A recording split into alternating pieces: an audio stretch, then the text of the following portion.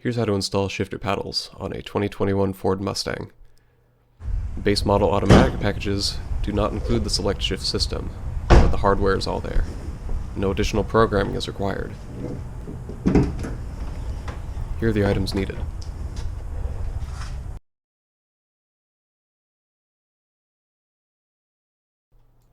First, the bolt holding the steering wheel on the column may have been updated recently according to this post. To dismount the steering wheel, you may need either a 24mm 6-point socket or a T50P Torx Plus bit. While a regular T50 Torx bit will fit a Torx Plus socket, the high amount of torque may cause the bolt to strip. Second, the horn button connector was updated recently to have a 2-pin connector rather than the original 4-pin. Take note of the wire going to your horn when you remove it. If it matches your new wiring harness, then you're done. If it doesn't, you will need some method of swapping the connectors. Third, the media controls and dashboard menu controls were swapped at some point. On my steering wheel, the media controls are on the left. The connectors will still be the same regardless of what side they're on, so the buttons will still work. The parts required on a new steering wheel are wiring harness, shifter paddles, steering wheel backing plate. I found my new steering wheel for $80 on eBay. Begin by removing the negative lead on your battery terminal. You're going to be working with the airbag, and de-energizing the car will prevent it from going off. Once the battery is disconnected, you can remove the airbag. The airbag is held on by 2 metal springs that latch onto rubber wedges on the back side of the airbag. You can disengage the springs by inserting a probe into 2 small holes on either side of the steering wheel. I used an Allen key with a big grip to get leverage with. Insert the probe roughly 2 inches into the hole and feel around for the edge of the spring. When you encounter light resistance, you'll know you have hit the spring. Lightly pull on the airbag while applying force to the spring and it should pop off. Repeat this on the other side. With the airbag off, disconnect the airbag and horn wire connectors. The airbag connectors have an orange tab that needs to be disengaged before the connectors can come off. The horn connector has a tab on the underside that needs to be pressed while pulling the connector. Set the airbag aside with the Mustang logo facing up. If the airbag accidentally goes off, this will keep it from being launched into the air. Gently move the wires out of the way of the steering column bolt. Hold the steering wheel in place, and use an impact wrench to remove the bolt.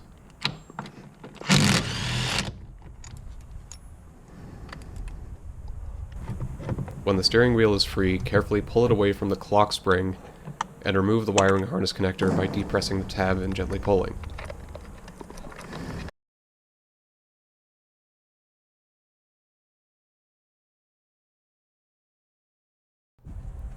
Use a T20 Torx bit to remove the screws holding the media controls to the frame of the steering wheel. Take note of the screws with wide heads as they hold in multiple parts. The placement of these screws is straightforward because the holes they go in are wide as well. Gently remove the media controls by pulling on the top and bottom of the silver portion until it releases from the wheel. Ford designed the steering wheel to use only one size Torx head for all the screws. Remove the wiring harness connector by depressing the tab and gently pulling. Remove the screws from the cruise control buttons. I used my screwdriver to gently depress the tab, which faces the frame of the steering wheel. Repeat the same process for the other side of the steering wheel.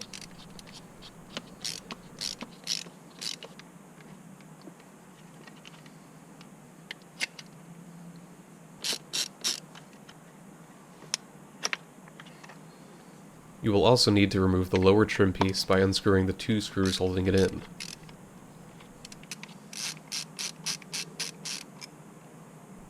Remove it by gently pulling.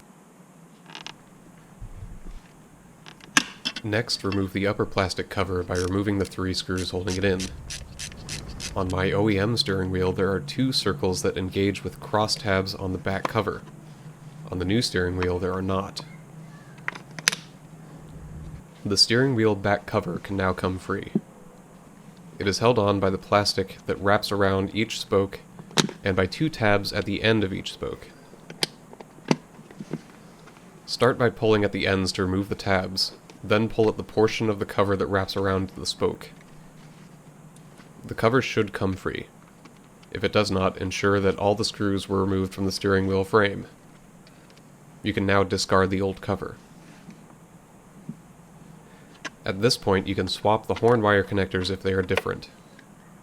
I waited until the harness was in the steering wheel because I forgot.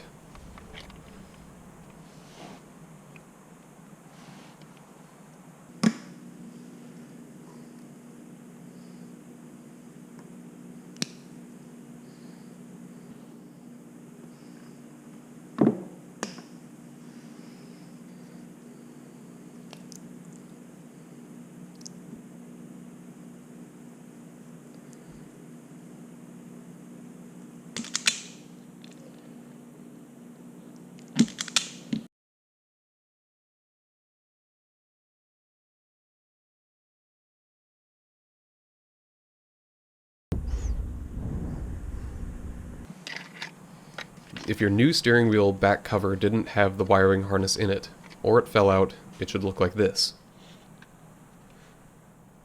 The harness should hold the right shape, so ensure that all the connectors go to the right places. Install the back cover by pressing it around the spokes of your old steering wheel frame. Then snap the tabs into the ends of the spokes.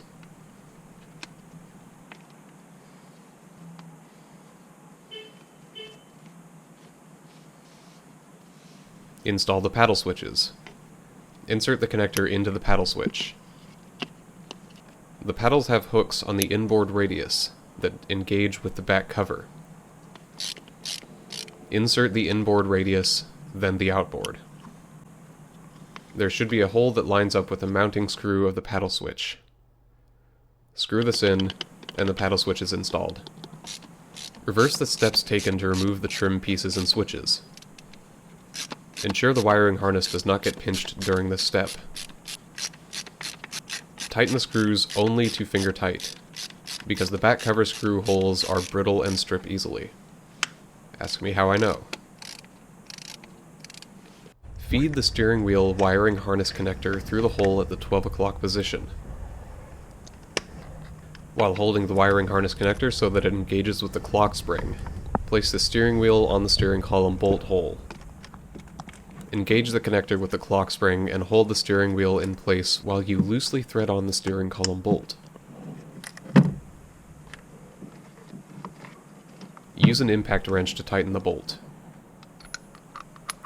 Tighten it enough so that you can be sure it won't come off while driving, but not so much that it can't be removed again. Install the airbag and horn wiring.